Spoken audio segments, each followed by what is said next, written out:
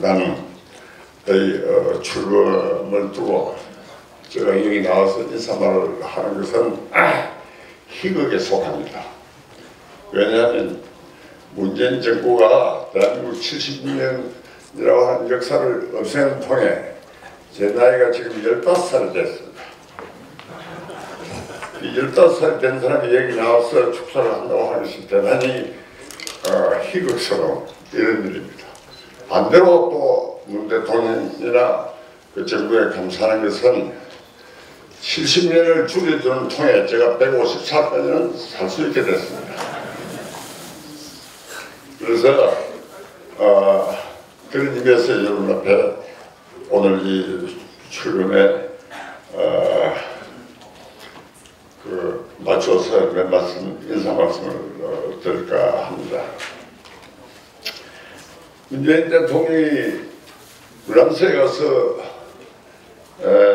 마크론 대통령을 만났을 적에 촛불혁명을 갖다가 프랑스 혁명에 비했습니다. 이 이야기는 무슨 얘기냐 하면 대한민국의 70년이 프랑스 혁명과 마찬가지로 대한민국 70년이 구질서, 앙샹블레징이었다고 하는 이 얘기에 해당합니다. 그래서 대한민국의 지금 문재인 정부는 새로운 구질서를 타파하고 새로운 혁명을 수행한다 하는 얘기가 되는데, 이걸 두고 마크론은 아주 못마땅한 표정을 갖다가 짓고 또 가장 숭배한다고 하는 나폴레옹 방을 보여주고 했습니다. 나폴레옹 방을 보여줬다고 하는 것은 비운의 장소를 갖다가 보여줬다는 겁니다. 자, 그런데 지금 오늘 이 자리에 서서 제가 설득에 얘기한 것은 근 30년 전에 제가 국회에 있을 적에 김영삼 정부 하였습니다. 김영삼 정부의 외교정책이 통미봉남이고 탈미적복이라고 하는 용어를 제가 써내서 공격을 한 일이 있습니다. 근데 그것이 현재까지 강화돼 가지고 점점 더 이상한 방향으로 나아가고 있다고 하는 겁니다. 다시 말해서 통미봉남 반미적복으로 나아가는 이 정점을 갖다가 지금 달리고 있는 형국이라고 하는 얘기입니다. 한국의 역사적인 과제는 여러분이 아시다시피 1948년에 독립을 해가지고 그 독립 자체가 구질서를 갖다가 이제 종식시키고 새로운 우리 역사의 본질이 없는 대한민국이라고 하는 자유민주주의에 입각한 국가를 건설함으로써 문자 그대로 혁명을 선언하고 출발됐습니다. 그리고 그 다음에 또 농경사회를 산업혁명으로 그 틀을 바꾸는 혁명이 일어났습니다. 이때 군에 계시던 여러분들은 한국이 전혀 모르고 있던, 사회적으로 일반적으로 전혀 모르고 있던 대규모의 조직과 그 조직의 운영, 그리고 합리적인 운영 방법 등등을 제공하시면서 한국 산업화에 크게 기여한 분들입니다. 당시 현대화된 그런 조직을 갖고 운영 기술을 그리고 지식을 가진 집단 분뿐이었습니다. 그래서 여러분은 농경사회를, 그야말로 중세적인 농경사회를 산업사회로 바꾸는데, 그리고 산업사회로 바꿔서 세계적으로 진출하는데 아주 큰 그리고 기본적인 밑거름이 되었다고 하는 것을 자랑스럽고 자부심을 충분히 가져도 괜찮다고 생각합니다. 그 다음에 두 가지 혁명 뒤에 하나 남은 게 있습니다. 그것이 통일입니다. 통일 문제라고 하는 것인데, 이 산업화가 이룩되고 난 뒤의 모든 대통령들이 역사의 이름을 남기기 위해서 통일 문제에 매달렸습니다. 이것은 대통령이 된 사람들로서는 당연히 가질 수 있는 역사적인 야망이었습니다. 그 자체는 인정을 하지만 이 방향이 지금까지 이상하게 되어왔다 하는 것이죠. 통일 또한 건국혁명으로서 근대국가의 완성을 갖다가 지향해서 우리가 나아갈 판이었는데, 지금 현재 위기라고 하는 것이 자유민주주의가 파멸되면서 오히려 우리가 생각하는 바로는 달리 역통일로 갈 수 있는 이런 위험한 위치에 지금 우리가 처해 있다라고 생각합니다. 가령 예를 들자면 근대국가의 기반이라고 하는 것은 뭐니 하더라도 가장 중요한 요건이 영토 보존입니다. 근데 현재는 어디까지가 대한민국의 국경인지 애매하게 되어버렸습니다. 국경조차 애매하게 된 나라에 군이라고 하는 것이 무슨 소용이 있습니까, 지금? 그렇죠?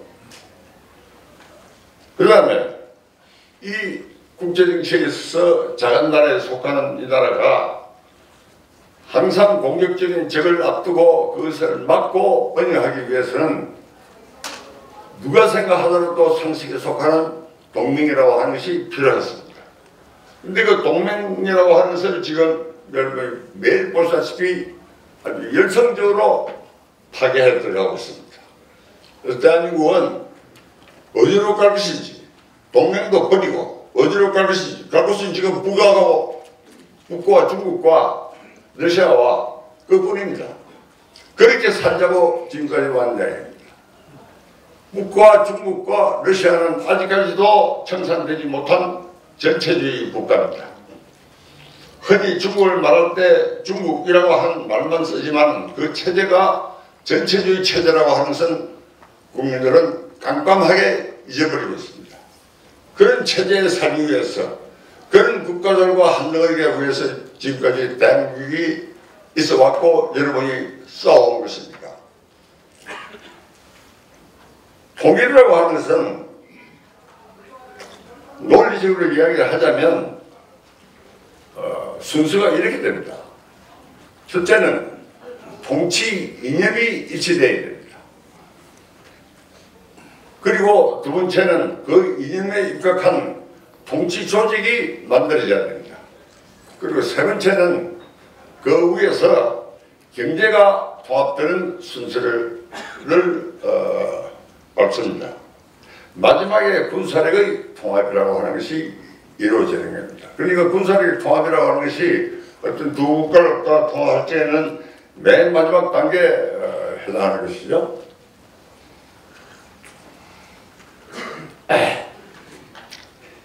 그런데 이걸 갖다가 전제로 해서 지금 현재를 갖다가 생각해보면 참 이상한 방향으로 나옵니다. 어떻게 같은 민족이라고 하더라도, 나중에 민족이라고 하는 것이 이게 이상한 얘기다 하는 것은 하겠습니다만, 같은 민족이라고 하더라도 두 개로 지금 갈려있는 경우에 어떻게 살 것이냐, 어떤 정치 형태에서 혹은 통치 형태에서 살 것이냐 하는 것이 합의가 되고 전제가 안 되면 그것은 항복이나 전쟁밖에는 길이 없습니다. 다른 길은 없습니다. 예는 없습니다. 그런데 지금 나아가는 것은 북에 대한 체제에 대해서는 이런 방구도 없습니다. 그리고 정치범 수용소에 대해서 정치범도 아니죠. 성분상 나쁜 분자들은 전부 다 수용소에 집어넣고 있는데 여기에 대해서도 한마디 없습니다. 포로가 된 국군에 대해서 소환시켜달라고 하는 거 한 번도 없었습니다. 그리고 소위 유화 정책에 해당하는 것으로 퍼주면 된다 하는 식으로 이야기를 합니다. 퍼주는 것이 누구에게 무엇을 위해서 퍼준다는 겁니까? 통치 집단, 저쪽의 폭력적인 통치 집단만 유지하는데 모든 돈이 지금 다 들어갑니다. 그걸 위해서 여기서 도와준다 하는 것은 이건 세상을 모르는 사람의 입장에서는 그럴듯하게 보이지만 이거는 어떤 문제도 해결할 수 없는 유화정책에 해당합니다. 이 유화정책의 예는 실패의 예는 역사적으로 뭐 제가 말씀 안 드렸다도 얼마인지 있고 또 여러분이 잘 아시리라 생각합니다. 자, 이렇게 돼서 현재 우리 군사력이라고 하는 것이 심각한 문제에 봉착이 되고 있습니다. 군의 존재 이유가 사라졌습니다. 적이 없는 군대가 되어버리고 말았습니다. 그리고 내부적으로 기무사 사건과 마찬가지로 허위를 조작해서 모조리 무력화시키고 그 다음에 군에서 오랫동안 평생을 종사한 여러분들의 명예는 어떻게 됐습니까? 조롱거리를 만들었죠. 육군 대장을 이상한 이유로 끌어내려놓고 재판에 끌고 가면서 정복을 입고 오라. 그리고 얼마 전에 자살했던 육군 중장 정복을 입혀놓고 그 사람이 도망을 갈 겁니까? 어떻게 할 겁니까? 수갑을 채우는 모습 여러분이 봤을 겁니다. 인간이 불명예는 참을 수가 있습니다. 그러나 모멸감을 주는 것은 인간이 참기가 대단히 힘듭니다. 맞습니다. 네? 이렇게 해서 군이라고 하는 것을 갖다가 완전히 무력화시키는 방향으로 지금까지 나오고 있습니다. 여러분의 훈장, 여러분의 계급장은 쓰레기로도 쓸모가 없는 것이 되어버리고 있습니다. 자, 이렇게 조롱거리로 지금 군이 만들어졌다 하는 겁니다. 군사력이라고 하는 것은 여러분이 아시다시피 한 나라 국력의 정점에 서는 겁니다. 국력이라고 하는 것은 제일 먼저 근대를 이야기를 하자면 사상, 철학이 제1단계로 먼저섭니다. 그 위에 두 번째로 과학이 일어섭니다. 그 과학 위에 기술이 일어섭니다. 네 번째로 경제가 그 위에 서게 됩니다. 그 위에 마지막으로 서는 것이 군사력입니다. 이것이 국가의 힘이라고 하는 겁니다. 그런데 이 전체의 단계가 지금 다 무너지고 말았습니다. 철학, 만물시장처럼 되어버리고 말았습니다. 과학, 지금 핵발전소니 뭐니 다합성 통해 그 과학 인력 전부 다 사장시키기나 양성 안 하는 방향으로 지금 나가고 말았죠. 기술, 전문 기술을 갖다가 양성하고 그것을 구사할 수 있는 인력을 배양하자면 교육제도도 이렇게 해서 안 되고 물론 사관학교들도 포함이 됩니다. 전반적인 계획을 해서 현대 수준에 맞게끔 나가야 되는데 그것도 지금 무너지고 있습니다. 그리고 경제, 여러분 경제에 대해서 지금 비판을 하면서 이거 세금이 뭐 이야기합니다만은 이걸 우리가 경험한 일이 없기 때문에 개념으로 현재 문정부가 나오고 있는 것을 갖다가 잘 규정을 하지 못합니다. 재정사회주의로 가는 겁니다. 이미 들었었습니다. 사회주의로. 이건 1차 대전에서 2차 대전 오는 동안에 유럽의 거의 모든 나라들이 실험을 하고 끝난 겁니다. 그리고 그게 실패로 끝났습니다. 2차 대전이 끝나고 보니까 전부 당황했어요. 서유럽이라고 하는 나라, 동유럽하고 합해서 도저히 혼자서는 일설 수가 없는 상황이 됐어요.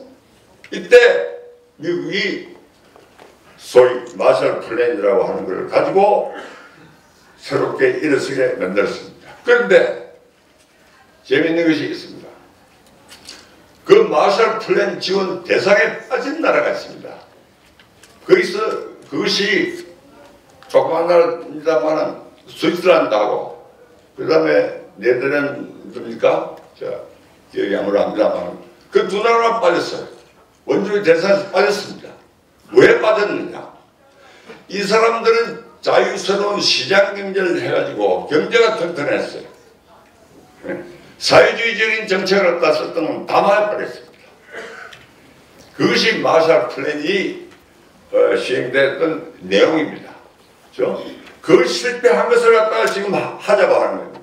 시대착오적이라고 해도 여간 시대착오적이 아닌 이런 경제적인 정책으로 나아가고 있습니다. 이렇게 되면 어떻게 되느냐? 독립적인 시민사회, 자율적인 개인 세계라고 하는 것은 존재할 수가 없습니다.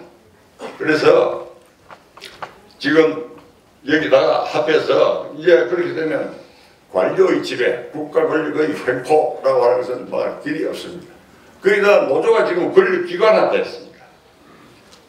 이거는 어떤 발노동을 갖다 치도 이런 상태로는 경제를 혹은 생산력을 신장시킬 수가 없습니다. 그리고 이제 이런 상황을 갖다 놓고 어떻게 해야 될 것이냐. 여러분들은 현역들이 아닙니다. 그렇죠? 저도 물론 현역이 아닙니다. 어떻게 해야 될 것이냐. 특히 군 출신 여러분들로서는 어떻게 해야 될 것이냐 하는 문제가 생깁니다. 여러 가지 의견들이 많은 것으로 압니다. 근데 지금 여러분은 총을 가지고 있는 것도 아니고 지휘를 하고 있는 것도 아니기 때문에 그 조건에서 해야 될 일을 도저히 찾을 수밖에 없습니다. 지금 최대의 현안은 북한 핵의 문제인데 그 핵을 만약에 포기하지 않은 경우에 남한도 핵무장을 해야 하지 않냐라고 하는 논의가 있는 것도 잘 압니다. 그러나 여기에서 핵을 갖는다고 하는 것이 쉬운 것도 아니거든요. 그것은 방어 수단에 불과합니다. 문제는 이 어려움을 갖다가 70년 동안 전쟁 상태가 연속되어 온 이 어려움을 돌파해서 새로운 국면을 만들어내자면 북한에 대한